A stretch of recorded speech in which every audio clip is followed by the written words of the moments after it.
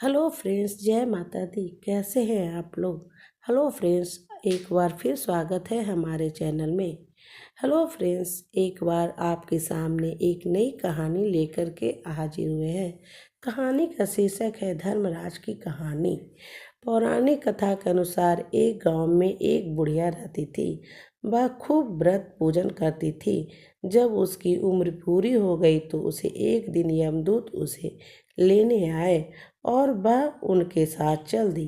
रास्ते में चलते चलते एक गहरी नदी आई तो यमदूत ने उससे पूछा कि माई, तुमने गौदान किया है या नहीं? बुढ़िया ने तुरंत पूरी श्रद्धा से गाय का ध्यान किया तो गाय उसके समक्ष आ गई। फिर बुढ़िया उस गाय की पूंछ पकड़कर नदी आसानी से पार कर गई। कुछ देर बाद उसके रास्ते में काले कुत्ते आ गए। तब यमदूत ने कहा कि कुत्तों को खाना दिया था या नहीं। बुढ़िया ने फिर कुत्तों का ध्यान किया तो वे रास्ते से चले गए।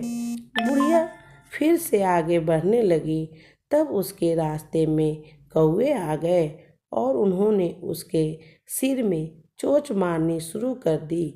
तो यमदूत बोले कि किसी ब्राह्मण की बेटी के सिर में तेल लगाया था या नहीं? बुढ़िया ने फिर ब्राह्मण की बेटी का ध्यान किया तो कौवे वापस चले गए। कुछ आगे बढ़ने पर बुढ़िया के पैर में कांटे चुभने लगे शुरू हो गए। यमदूत बोले कि खड़ाऊ का दान किया है या नहीं? बुढ़िया ने उनका ध्यान किया तो खड़ाऊ उसके पैरों में आ गई। बुढ़िया फिर आगे बढ़ी तो फिर चित्रगुप्त जी ने यमराज से कहा कि आप यहाँ किसे लेकर आए हैं? तब यमराज जी बोले कि बुढ़िया ने दान पुण्य तो बहुत किए हैं, लेकिन उन्होंने अपने जीवन में धर्मराज जी के लिए कुछ नहीं किया, इसलिए आगे के द्वार उसके लिए बंद है। धर्मराज की सारी बात सुनने के बाद बुढ़िया बोली कि आप मुझे सिर्फ 7 दिन के लिए धरती पर वापस भेज दें।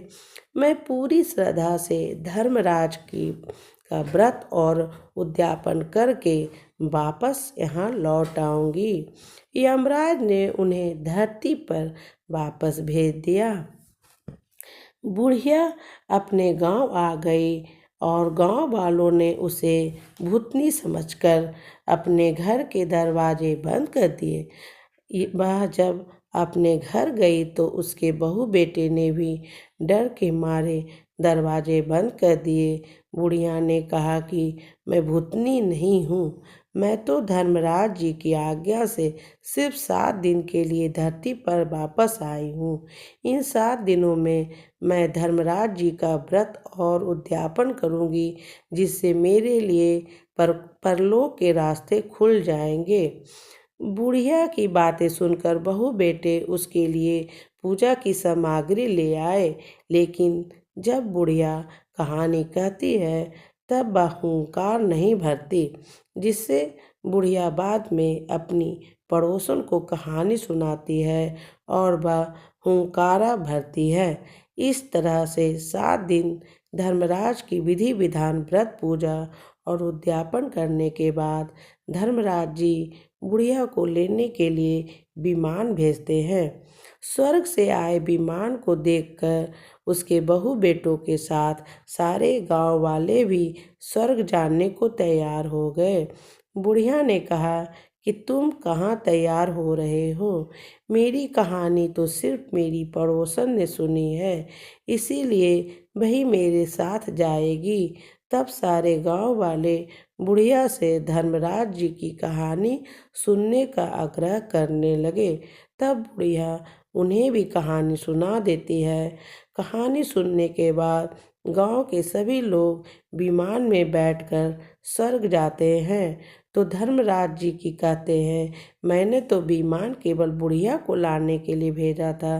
तब बुढ़िया माई ने कहा कि हे धर्मराज जी, मैंने अपने जीवन में जो भी पुण्य किए हैं उसमें से आधा भाग मैं आप गांव वालों को देना चाहती हूँ। इस तरह से धर्मराज ने ग्रामीण वासियों को भी स्वर्ग में जाने दिया। हे धर्मराज महाराज, जैसे आपने बुढ़िया और उसके गांव के सभी लोगों को स्वर्ग में जगह दी, उसी तरह से हमें भी जाने देना। साथ ही कहानी सुनकर हुंकारा भरने वालों को भी और कहानी कहने वालों को भी परलोक में जगह देना। धर्मराज महाराज की जय। यमराज महाराज की जय। दोस्तों, आपको कहानी कैसी लगी?